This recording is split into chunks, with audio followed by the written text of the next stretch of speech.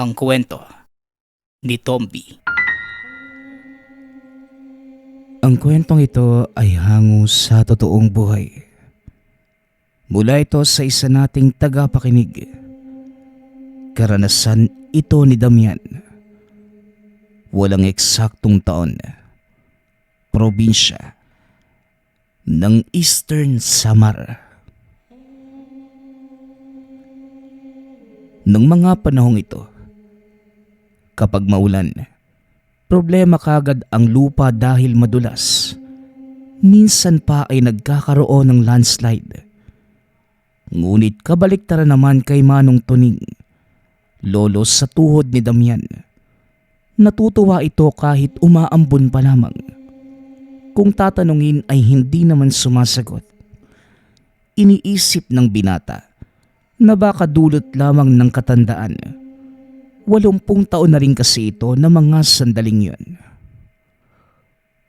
Magiging masaya na naman ang lupa sa panahong ito.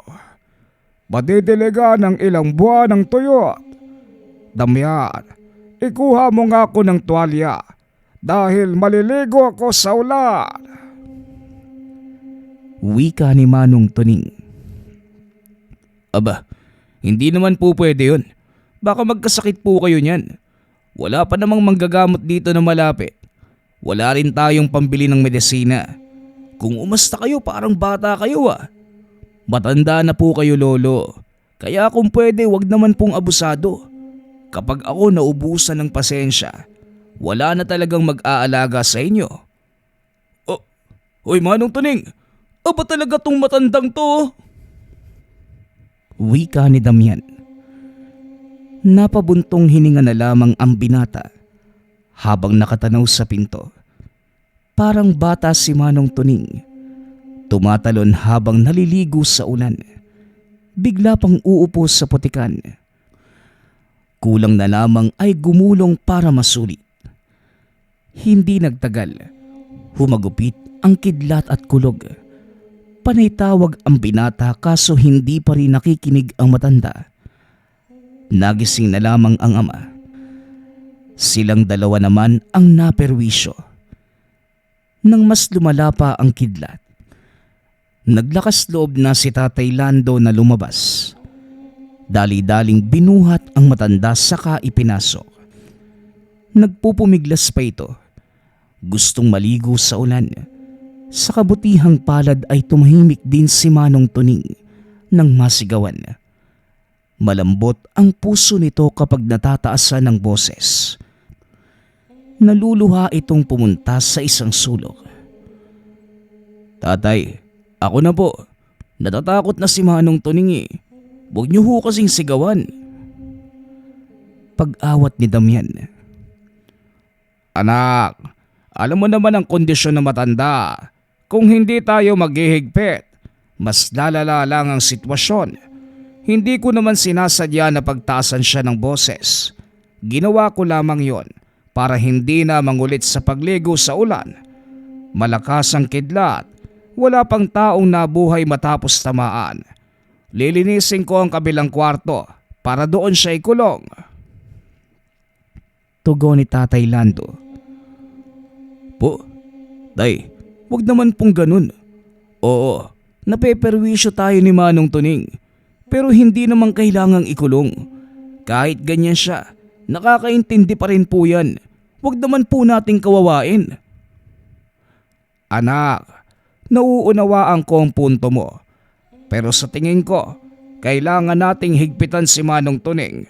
Kasi kung makikita niya na puro lang tayo salita, walang mahigpit na aksyon. Magpapatuloy lamang ang katigasan niya ng ulo. Pero kung kikilos tayo, doon lang siya magtatanda. Matatakot ng gumawa ng kung ano-ano. Pagpapaliwanag ni Tatay Lando. Naiintindihan ni Damian ang punto ng ama. Ngunit para sa kanya, hindi makatarungan na ikulong ang isang tao dahil lamang sa mga simpleng pagkilos. Kinumbinsi ang ama na wag nang gawin dahil ang galaw ni Manong Tuning. Lahat yon ay dulot lamang ng katandaan. Nagsisilabasan na ang mga sintomas kapag nasa ganitong edad. At sa kabutihang palad, sa wakas ay sumang-ayon na si Tatay Lando. Si Damian ang nagbabantay, nagpapakain at nag-aasikaso. Abala si Tatay Lando sa paghahanap buhay, kaya't siya na lamang ang umako nito. Sa katunayan, si Manong Tuning ang natira sa 14 na magkakapatid. Ang huling sumakabilang buhay na lolo, ama ng ama na kapatid nito. Galing sa Negros Oriental, kinuha dahil wala nang mag-aalaga. Hindi rin nakapag-asawa kaya sila na lamang ang kumupkop. At ang unang napansin ni Damian dito ay ang kakaibang saya kapag umuulan, lalo na kapag bumabagyo. Sa hindi maunawa ang dahilan, tahimik lamang niya itong pinagmamasdan. Nang magkataon, nakita itong may kinuyom, isang bato na parang binilog na putik. Hindi nagkaroon ng oras na mag-usisa dahil iibahin ang usapan kagaya ngayon. Ilang oras na ang lumipas nang tumila ang ulan. Sa puntong ito, nasa likod bahay si Manong Tuning. Nagdidilig ng mga halaman kahit kakatapos lamang ng ulan. Hinayaan na lamang ito ni Damian para wala ng gulo. Binabantayan niya ito mula sa kusina. Naglulugaw siya dahil ito ang kinakain ng matanda. Habang nakatutok sa pagluluto, nalingat lamang saglit na wala na si Manong Tuning. Tarantang hinahanap hanggang sa umabot sa paanan ng burol kung saan may kumunoy. Dito madalas nadidisgrasya ang mga dumaraan. Hindi kasi namamalayan na malambot ang lupa dahil tinatabunan ito ng mga tuyong dahon. Nasa tabi ang matanda, nakaupo sa malaking bato. Inilahad sa palad ang bilog na putik at kinausap. Siguro naman sapat na ang ulan kanina para maging masaya kayo. Pasensya na rin kung hindi ako nakadalaw nitong nakaraan. Mahigpit kasi ang pagbabantay ni Damian at Lando. Ngayon lamang ako nakalabas. Wala pa namang gumagambala sa inyo, hindi ba? Tanong ni Manong Tuning. Sinunda ng mahaba-habang katahimikan. Mababakas sa mukha ni Manong Tuning na may pinapakinggan. Ilang sandali pa, nagbago ang ekspresyon. Dinampot ang sanga sa tabi sabay hampas sa katabing bato. Tumayo at ilang ulit tumadyak. Huwag kayong mag-alala. Kapag nakita ko yung hayop na yon, ako mismo ang magtuturo sa kanya ng leksyon. Napakatarantado niya para bulabugin kayo. Sige lang, ako na ang bahala. Matitikman niya talaga ang gante ko. Wika ni Manong Tuning. Napakunot ang noo ni Damian habang nagmamasid. Sa puntong ito, hindi masasabing nasisiraan na ng bait si Manong Tuning dahil mararamdaman ang pagkatotoo ng emosyon, kilos at salita. Ang hindi lang maunawaan ay sino nga ba ang kausap at ano ang papel ng hawak na batong putik. Nang mapansing lalakad na ito, dali-daling nagtago ang binata. Hinayaang mauna ang matanda sa tahanan. Siya naman ay sinamantala ang pagkakataon na masuri ang lugar. Wala namang kakaiba. Maliban sa kumunoy na marami ng nilamong buhay, may bakas pa ito ng mga kamay. Mahahalata na meron na namang taong nabiktima. Para hindi na maulit, hinila ni Damian ang naglalakihang bato para iharang. Ang mismong kumunoy ay tinambakan ng mga sanga at dahon. Pagkatapos, humakbang na paalis. Ngunit biglang kumabog ang dibdib ng binata sa hindi malamang dahilan. Napigil ang hininga, kasabay ng panlalamig na mga kamay, maging ng talampakan. Nagsitayuan ang mga balahibo sa batok. Nang suriin ang paligid, wala namang nagbago. Wala ding makikita na pwedeng magdulot ng ganong pakiramdam. Normal lamang ang lahat. Mga ligaw na halaman, mga puno at huni ng iba't ibang hayop. Kibit balikat na umalis si Damian. Pagka-uwi sa tahanan, ginulat pa ito ni Manong Tuning. Kamuntikang masuntok dahil biglang lumitaw sa harapan.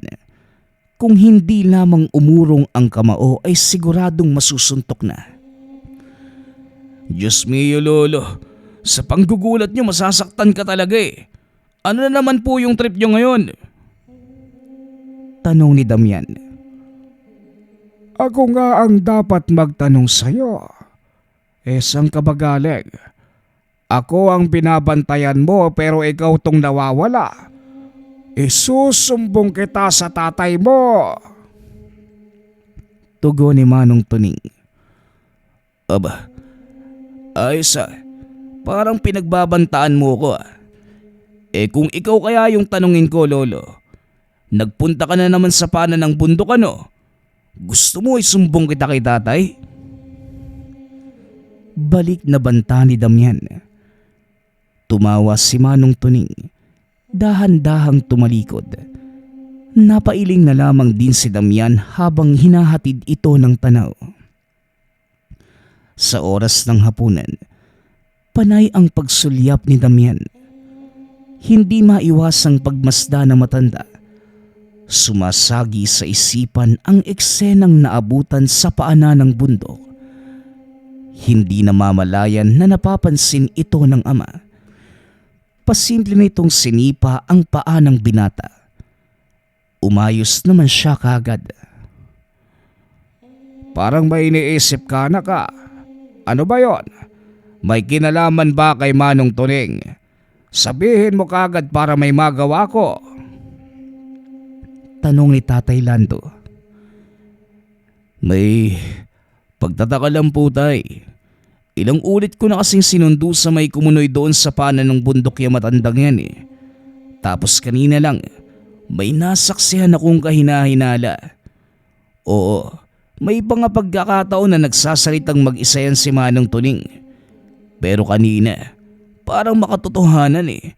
Parang may nakikita siya na hindi natin nakikita. Tugon ni Damian.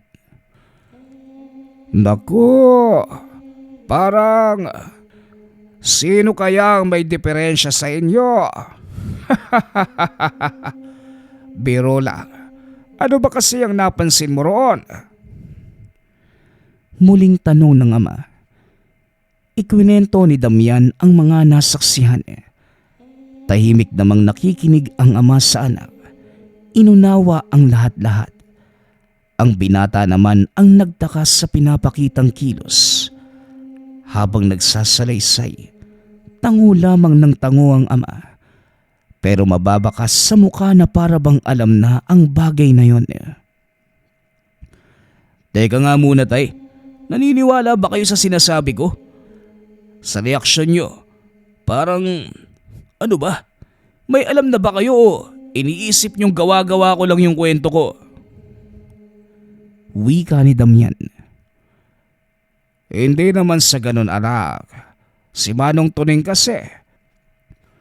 Tama ba na akong magsabi nito? Total, napag-usapan na lang din natin. Si Lolo Tuning mo, hindi siya yung tipo ng tao na katulad natin. Naiiba siya dahil meron siyang tinatanga na mutya.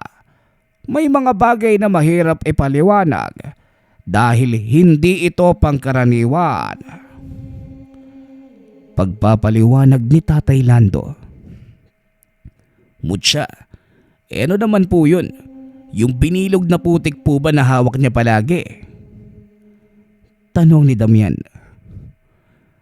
Oo, Kung tawagin nyo ng lolo mo, mutya ng putik. Bata pa lang ako, tanga na nyo yon. Engkanto, duwende, maligno at aswang, kahit yung mga tao na may masamang binabalak, kaya niyang kontrahen. Nagagawang kalabanin nang hindi siya nasusugatan o nasasaktan sa engkwentro. Pambihira. Alam nyo naman po pala yung bagay na yun eh. Bakit kung umasta kayo parang hindi nyo alam yung nangyayari? Teka, kung tama yung pagkakaintindi ko, yung mga hindi ko maintindihang kilos ni Manong Tuning sa tuwing umuulan, konektado sa pagkakaroon ng mutya, tama po ba? Wika ni Damian. Napailing naman si Tatay Lando. Ang totoo kasi, galing sa elemento ng kabundukan ng mutya na ginagamit niya. Nakikipag-usap yan sa engkanto o anumang nilalang na nakikita niya. Naisip ko na ipagpalagay na gawa ng katandaan. Kasi kung iisipin na dulot ng pagkakaroon ng mutya, baka mamaya ako ang pagdiskitahan ng engkanto. Nakikita mo naman siguro kung gaano ko nag-iingat pagdating kay Manong Tuning. Pagpapaliwanag ni Tatay Lando.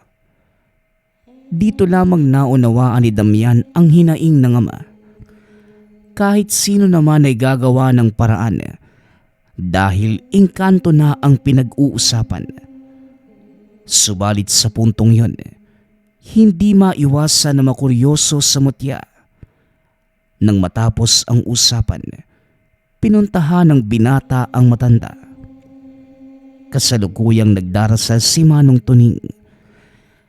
Taimtim ang pananalangin habang nakakuyom ang mga kamao na nasa tapat ng bibig.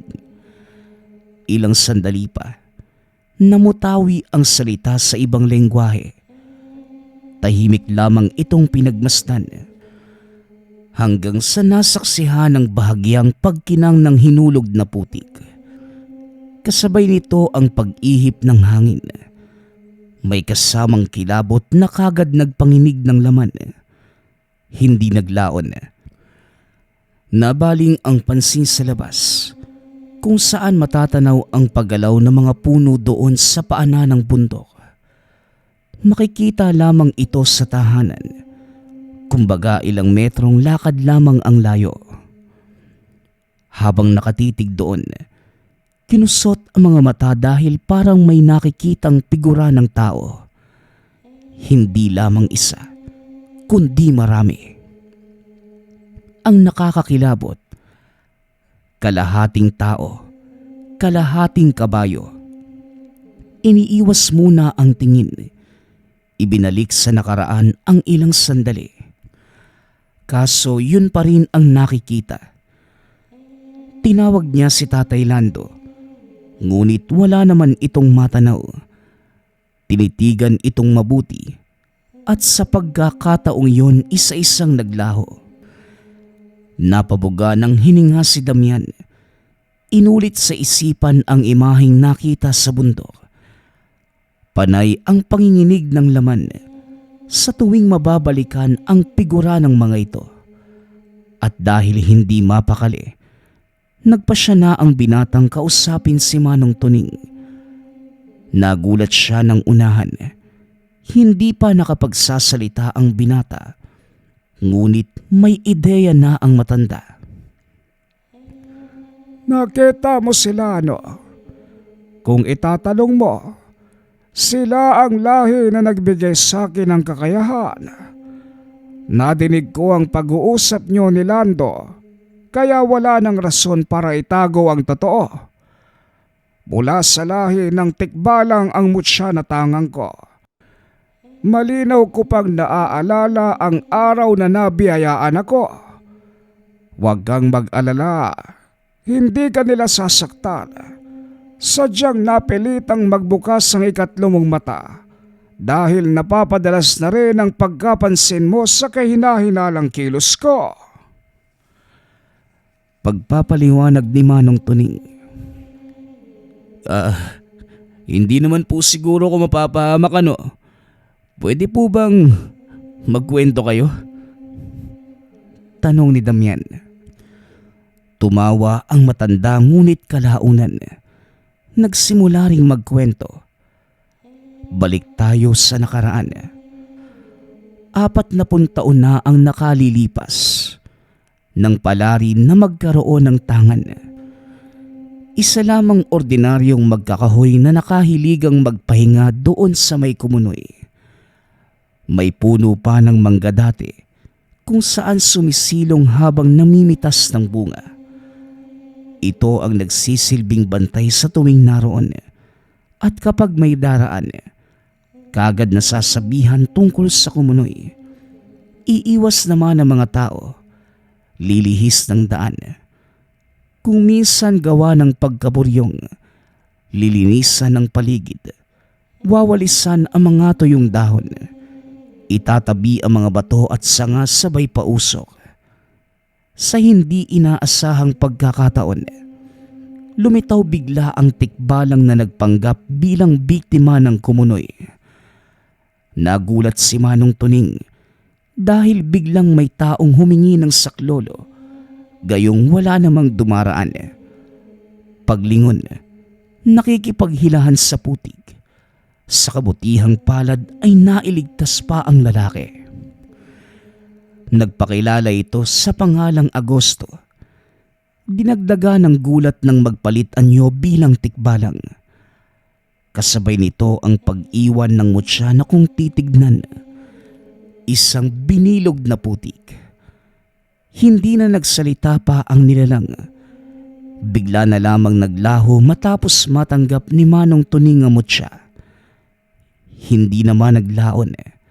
Naunawaan na matanda ang gamit ng magsunod-sunod ang pagkakasangkot sa iba't ibang gulo na may kinalaman sa mga elemento, mga aswang, engkanto, duwende, maging yung mga ordinaryong tao na may masamang balak.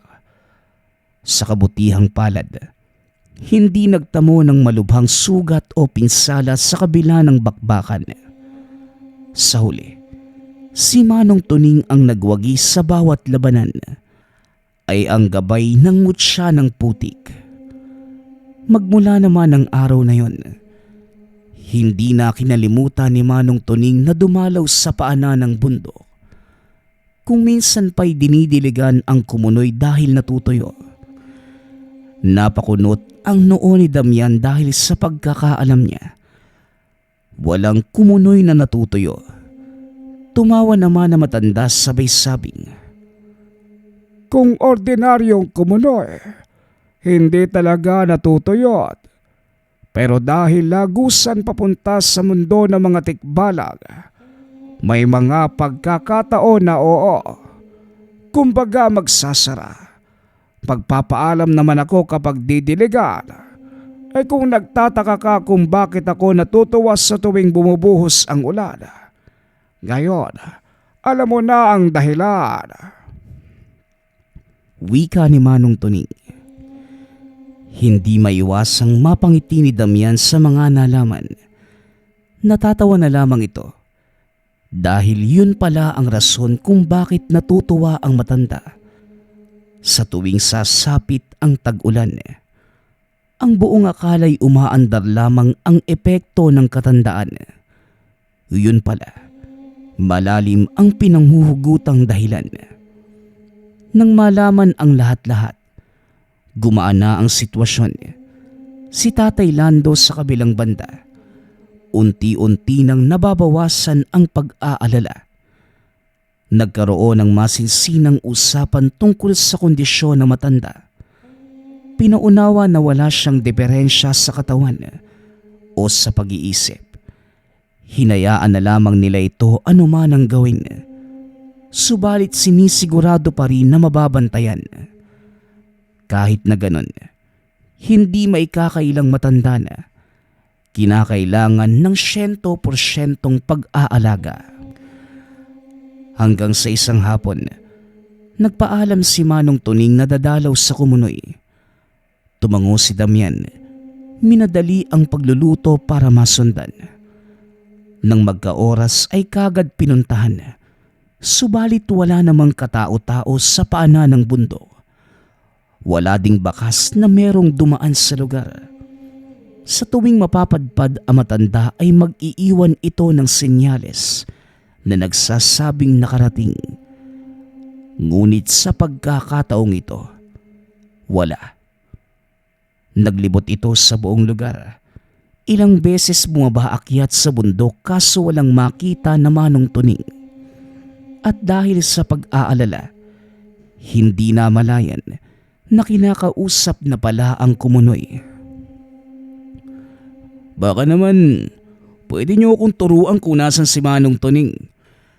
Kahit may mutya yung matandang yun, nakakabahala pa rin yung pabigla-biglang pagkawala niya. Matanda na yun, baka mapano pa.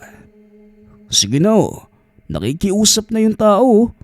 Ituro mo kung nasan si Natigilan sa pagsasalita si Damian. Gulat nitong sinundan ang lumulutang na dahon. Kusaring humahakbang ang mga paa para sumunod. Sa hindi kalayuan, natanaw niya si Manong Tuning. Nakikipagbuno sa isang nilalang. Nang mapagmasdan, isang mabangis na aso. Dinampot ang sanga sa tabi at tangka na sanang sasaklolo. Ngunit may pumulupot na baging sa mga binti. Hindi makagalaw.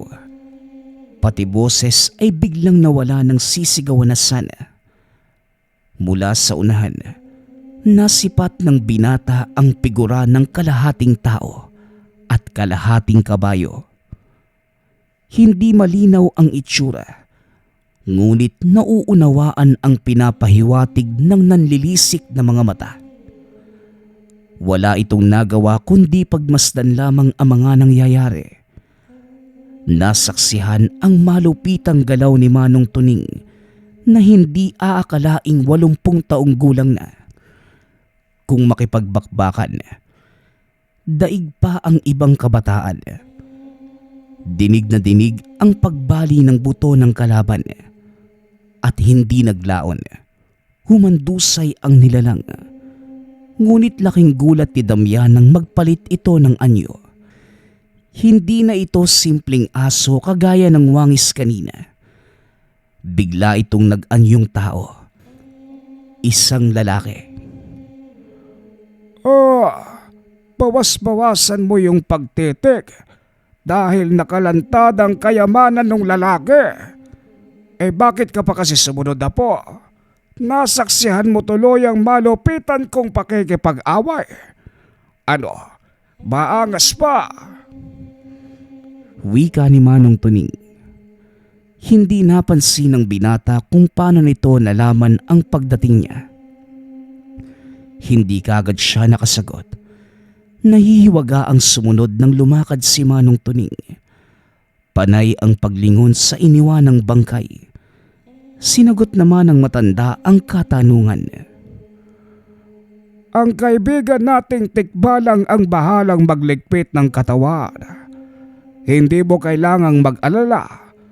Aswang naman yung kaya walang dapat isipin. Kung saan itatapon ng bangkay, salot naman yun sa lipunan. Wika ni Manong Tuning. Lolo, alam niyo po ba kung saan tinatapon yun ang tikbalang? Tanong ni Damian. Hindi iho May mga bagay na hindi na kailangan pang alamin. Kung alam mo naman na may kalalagyan yung mga yon, sigurado kung nakasalang sa naglalagablab na apoy sa impyerno ang kaluluwa nila. Dahil ubod sila ng kasamaan. Wika ni Manong Tuning. Napatango na lamang ang binata sa naging sagot nito. Pumirmi sila sa tahanan sa mga sumunod na araw dahil sa malakas na hagupit ng panahon. Malakas ang buhos ng ulan. Dahil doon, tuwang-tuwa na naman si Manong Tuning. Sa puntong ito hindi na nabahala sa kinikilos sa kadahilanan. na alam na nila Damian at Tatay Lando ang dahilan. Sa pagtila ng ulan, 2 sasakyan ang pumasok sa lugar at base sa nakapaskil, mula ang mga ito sa isang mining company at nang sunda ng tingin, papunta ito sa bundok. Nako, dehado na talaga ang lugar natin. Pati mga minero nakarating na rito. Ilang ulit nang nagla-landslide, tapos miminahin pa. Wala talagang ginawang matino yung taga-mining industry Lalong sisirain lang yung kalikasan. May bundok na namang makakalbo nito. Wika ni Tatay Lando. Sa kabilang banda, bakas ang galit sa mukha ni Manong Tuning nang huminto ang sasakyan malapit sa Kumunoy. Sinundan nila ito nang lumabas. Pagkalapit, sinuri ng mga tauhan ang buong lugar. May mga aparatong sinusubok. Nagpalitan ng makahulugang tingin na parabang nakahuli na ng ginto. Kagad naman silang sinita nang makita ng unipormadong tauhan. Sino po pala sila? Ano ang may tutulong namin? Tanong ng inhinyero na nangunguna sa operasyon. Habang kinakausap sila nito, tuloy-tuloy naman ang ginagawa ng mga tauhan. Kayo nga yung dapat naming tanungin. Anong ginagawa nyo rito? Sisirain nyo na naman ba ang kalikasan? Hindi na kayo naawa. Pansarili lamang ninyo ang iniisip. Tugon ni Manong Tuning na hindi nagustuhan ng inhinyero. Aba Manong, meron kaming permit mula sa munisipyo. Pirmado ng mayor. Kung meron kang reklamo, doon kayo sa opisina ng mayor pumunta. Kahit presidente pa, walang sino man ang may karapatan na magbigay abiso sa tao kung kalikasan na ang pag-uusapan. Hindi pagmamay-ari ng tao ang lupa, kahoy o ang kabundukan. Kaya sino kayo para basta na lamang manalasa? Wika ni Manong Tuning. Lumapit si Tatay Lando. Pasimpleng bumulong sa tenga ng matanda. Ngunit ayaw talagang magpaawat ni Manong Tuning, lalo na nang makita ang ginawa ng mga tauhan sa Kumunoy. Tinambaka ng mga bato, sanga at kung ano-ano pa.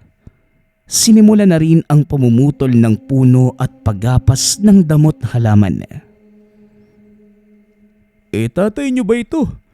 Baka pwedeng iuwi nyo parang nalipasan ng gamot Saka bawas-bawasan nyo yung pakikialam.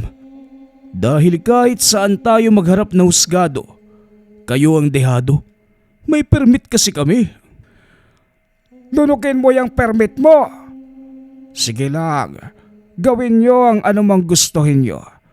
Dahil kapag kalikasan na ang sisingil, hindi lang kayong magbabayad.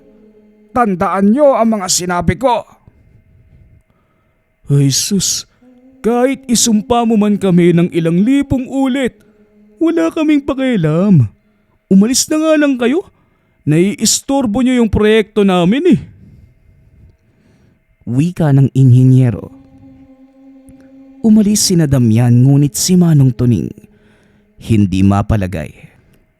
Panay ang pagmumura. Nagsasalita na ito sa ibang lengguwahe. Tahimik lamang sina Damian at Tatay Lando. Hindi nagsasalita sa takot na sila ang balingan. Ngayon lamang din ang unang pagkakataon na nasaksihan nila ang galit na matanda. Palakad-lakad habang walang tigil sa pagsambit ng mga salita. Hindi na rin alam ng binata kung dialekto ba ito o pag-oorasyon. Ang naiintindihan lamang ng mga sandaling yon, galit si Manong Tuning. Sinisigawan nito ang pagdaan ng mga sasakyan ng minero Saka lamang natahimik nang makaalis sa lugar ang mga ito. Kinaumagahan, binulabog ng ingay ni Manong Tuning. Bumalik ang mga minero para simulan ang aktwal na operasyon. Sinubukan pa nitong pumalag, kaso hindi kayang pigilan dahil sa dami. Nagbanta na rin na kapag itutuloy ang panggugulo, pulis na ang ihaharap nila sa kanila. Sa takot na baka umabot sa demandahan, pinilit nila Damian at Tatay Lando ang matanda na wag nang makialam. Matagal pa bago ito nakumbinse. Nagawang iuwi sa tahanan ngunit patuloy pa rin ang pagsesermon. Puro mura at pagbabanta. Kayo lang din ang naglalagay ng inyong sarili sa panganib. Binalaan ko na kayo. Kaya walang sisihang kapag nagkandaleche-leche. Wika ni Manong Tuning. Hindi maunawaan ng mag-ama ang kasunod nitong sinambit. Iba ang lumalabas na lengguwahe sa bibig. Hindi nagtagal. Tuluyang huminto sa hinaing. Pagpasok ng panibagong linggo, tuluyang nilinis ang lugar. Tinambaka ng kumunoy. Kinalbo ang bahagi ng bundok. Hinukayan at nagsimula ang aktwal na operasyon. Nagdagsaan ang kalalakihang nagbabakasakaling makapasok. Tinanggihan ng iilan. Mabilis ang takbo ng oras kasabay ng unti-unting pagkasira ng kalikasan. At hindi naglaon, rumisulta ang masamang aktibidad. Panayliban na mga trabahador. Dahil kung ano-anong karamdaman ang dumapo, may bigla na lamang inaatake sa puso. May iila na malubha ang trangkaso. Tuluyang bumagsak ang kalusugan at kung ano-ano pa. Malala ang sinapit ng inhinyero dahil sunod-sunod ang pagkasawi ng mga mahal sa buhay. May nasangkot sa aksidente. Merong hindi na gumising matapos ang mahabang pagkatulog. At ngayon naman, ang inhinyero mismo ang may iniinda. Pag-ubo ng dugo na noong pinakonsulta sa ospital, wala namang nakita sa eksaminasyon. Ano kayo ngayon? Kung sumunod lang sana kayo sa aking payo, hindi sana tayo aabot sa puntong ito. Wala rin kayong karapatan na magreklamo. Dahil sinadya nyo ito. Kayo mismo ang pumasok sa panganib. Hindi na kayo makakalabas pa. Wika ni Manong Tuning. Napalunok si Damian nang madinig ang sinabi ng matanda. Masama ang titig nito sa inhinyero. Napanay ubo ng dugo sa tabi. Mahahalata na din na nanghihina na ito. Manong Tuning, may nalalaman po ba kayo sa kamalasang dinadanas ng mga minero? Sa salita po ninyo, parang meron kayong kinalaman Tanong ni Damian. Maghinay-hina ka sa pananalita mo, apo. Oo, may alam ako pero walang kinalaman. Ang alam ko, sinisingil na sila ng kalikasan. Ng lahi ng tikbalang sa ginawa nila sa kumunoy. Nagbigay ako ng babala, pero binaliwala nila. Yan, ganyan ang mangyayari kapag kalikasan ang hinamon. Pagpapaliwanag ni Manong Tuning. Lolo, baka may magagawa ka para makiusap sa tikbalang. Hindi alam ng mga minero ang ginagawa nila. Kaya sana naman, pakitaan kahit kaunting awa. Damian, hindi nga sila naawa sa kalikasan. Ikaw pa kaya? Hayaan mong pagbayaran nila ang kasalanan na sila rin ang nagsimula. Masasabing masama dahil nadamay ang pamilya nila na wala namang kinalaman. Pero sa ideya na kinukonsente ang trabahong ito, sapat na rason na yon para idamay ang bawat kaanak ng mga minero. Huwag kang mag-alala. Ang mapupuruhan ng gusto ay ang inhenyero at ang nagbigay permiso para sa operasyon. Wika ni Manong Tuning. Hindi nagtagal. Nahinto ang pagmimina dahil lumala ang kalagayan ng inhinyero at iba pang kinatawan na nasa posisyon. Nabalitaan na lamang din ni Tatay Lando na bumagsak ang negosyo ng mayor na nagbibigay permiso sa operasyon. Sakto din kasagsaga ng eleksyon at hindi na nakabalik pa sa pwesto matapos matalo. Sa kabilang banda, nagmamadali sa paglinis ng kumunoy si Manong Tuning. Tumulong na rin sina Damian at Tatay Lando sa pag-aalis ng mga nakatambak na sanga, bato at iba pa. Nagakot ng tubig para madiligan, kaso langit na mismo ang gumawa. Bumuhos ang malakas na ulan. Muling nanumbalik ang sigla ng kumunoy. Ganon din ang lawak ng pagkakangiti ni Manong Tuning. Lumuhod na matanda sa harapan ng kumunoy. Humingi ng kapatawaran dahil walang nagawa para mapigilan ang operasyon. Sumagot naman ang kumunoy sa pamamagitan ng paglika ng munting bula at sa paggalaw ng putik. Bahagya ding kuminang ang mutya na hawak-hawak ni Manong Tuning. At hindi naglaon. Natanaw ni Damian ang figura ng tikbalang. Hindi lamang isa, hindi lang dalawa, kundi hindi mabilang.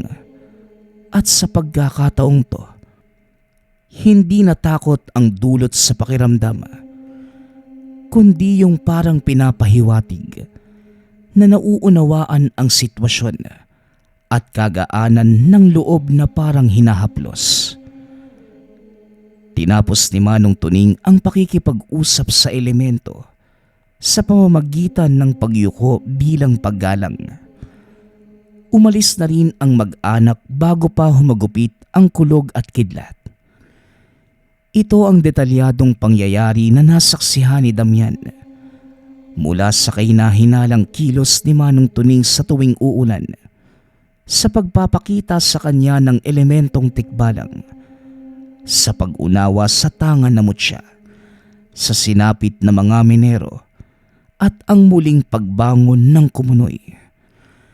Ngunit kung susukatin ang lahat, hindi masasabi ni Damian na kababalaghan dahil para sa kanya, maituturing itong aral. Tama nga naman si Manong Tuning, hindi pagmamay-ari ng tao ang lupa, bundok, o iba pang yaman ng kalikasan. Dahil hinulma lang din tayo ng Diyos kasunod sa mga ito. Wala ding karapatan ang sinuman na magpasya dahil may ibang likha ang Ama na hindi natin nakikita, na mas may karapatan pagdating sa mga bagay-bagay.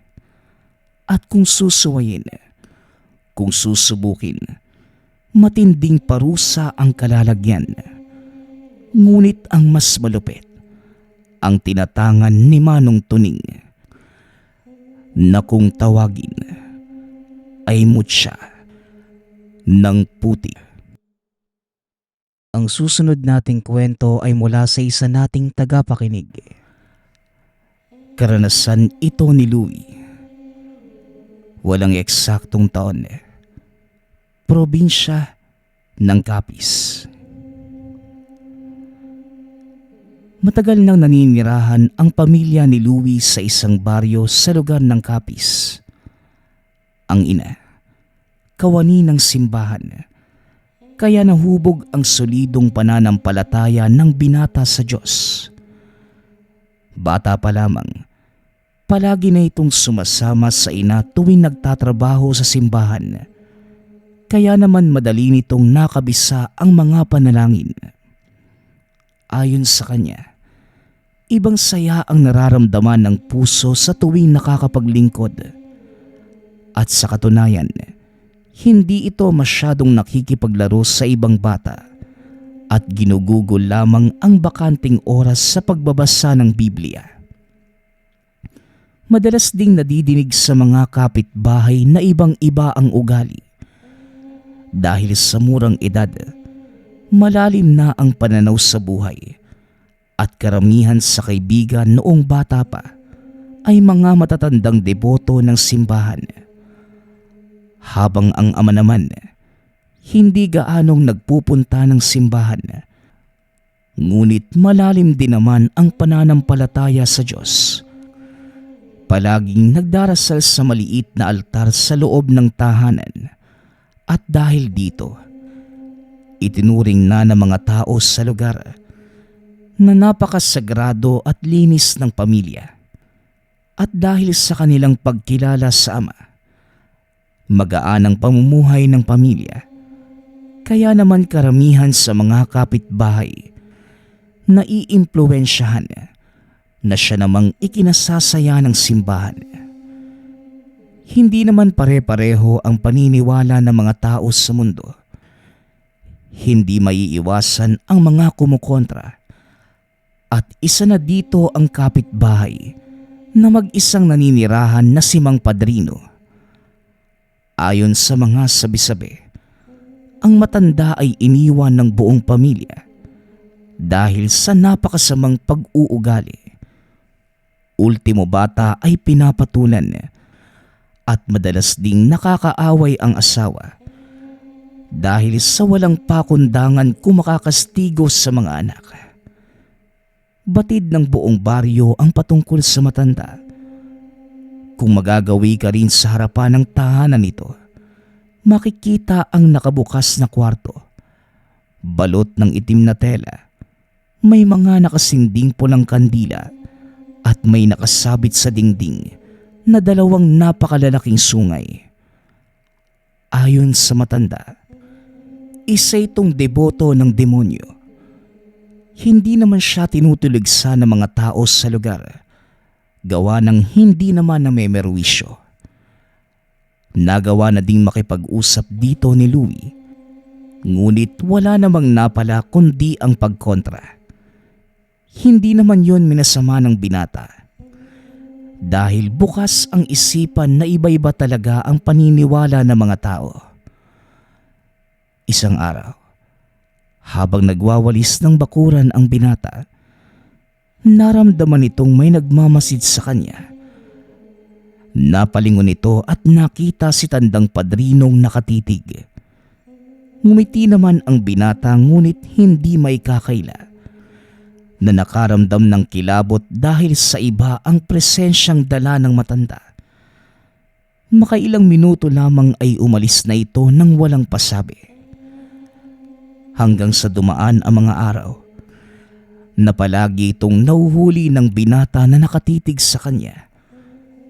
Hindi naman niya nagagawang ikwento sa mga magulang dahil iniiwasang magalit ang mga ito sa matanda.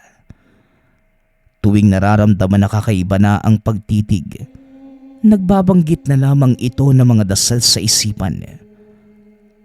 Isang araw, dahil malapit na ang Semana Santa, maagang pumunta ang ina sa simbahan.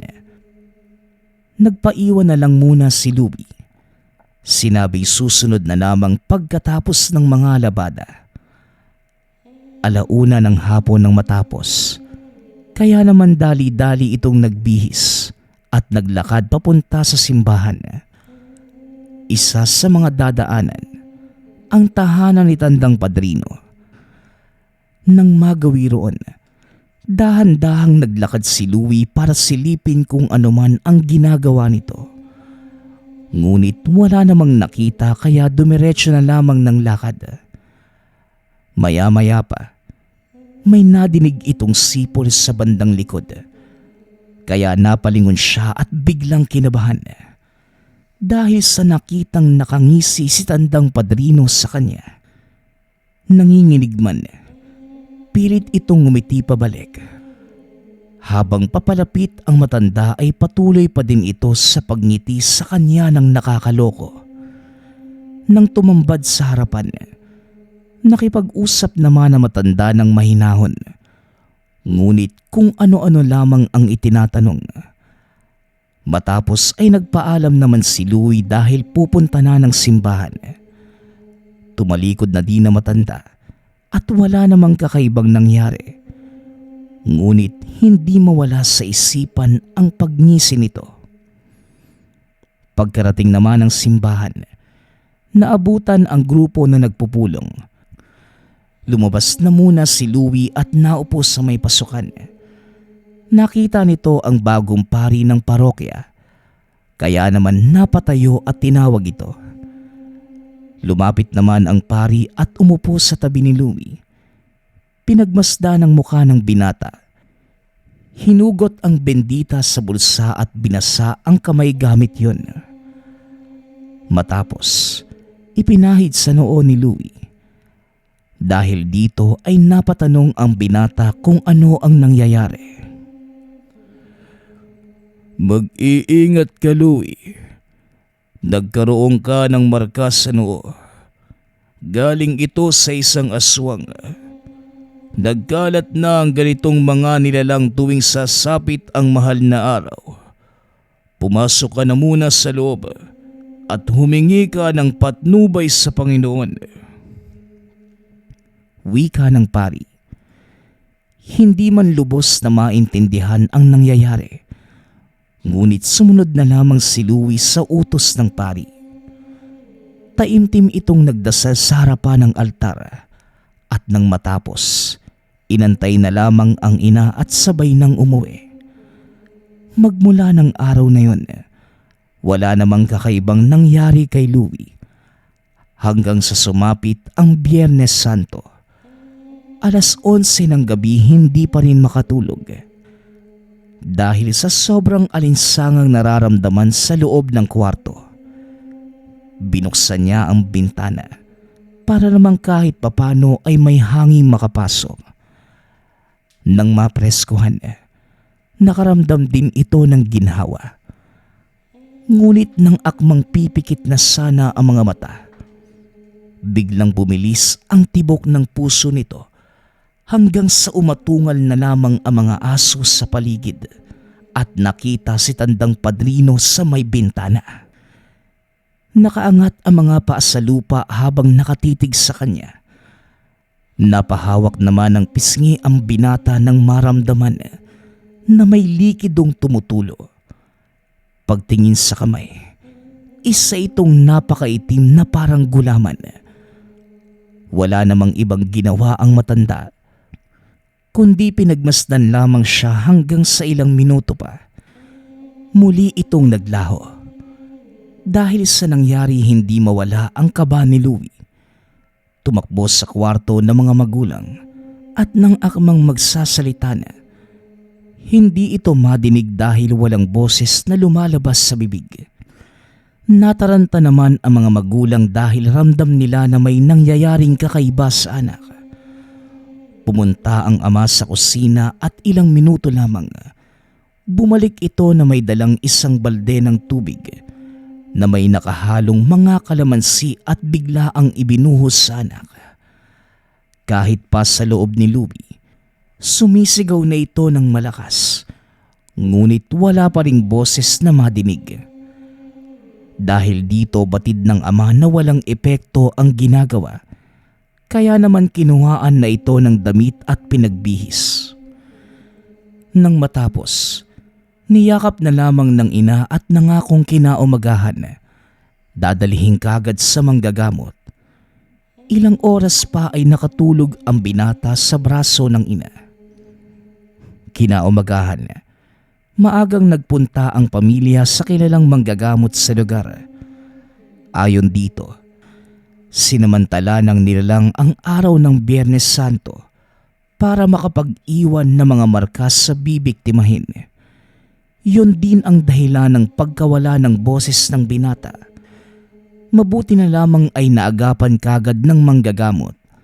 Dahil kung hindi, magpapatuloy ang pagbabago ng lakas ng katawan nito at hindi kalaunan kapag humina na ang pananampalataya. tutuluyan ng kunin. Yun lamang ang paraan ng mga ito para mabiktima ang mga taong malapit sa Diyos. Maaaring natipuhan ang binata dahil sa solido nitong pananampalataya. Halos 2 oras din ang naging gamutan matapos ay nakabalik na ang boses ni Louie. Nagpasalamat ang mag-anak at umuwi namang kagad. Sabay-sabay na pumunta ang mga ito ng simbahan para magpasalamat sa kagalingan ng anak. Hindi din naman ito ikwinento ang nangyari sa mga kasamahan sa simbahan. Gawa ng ayos na din naman ng binata at tanging pasasalamat na lamang sa Diyos ang pinagtuunan ng pansin ng pamilya. Habang papauwi, hindi naman nakita pa ang matanda.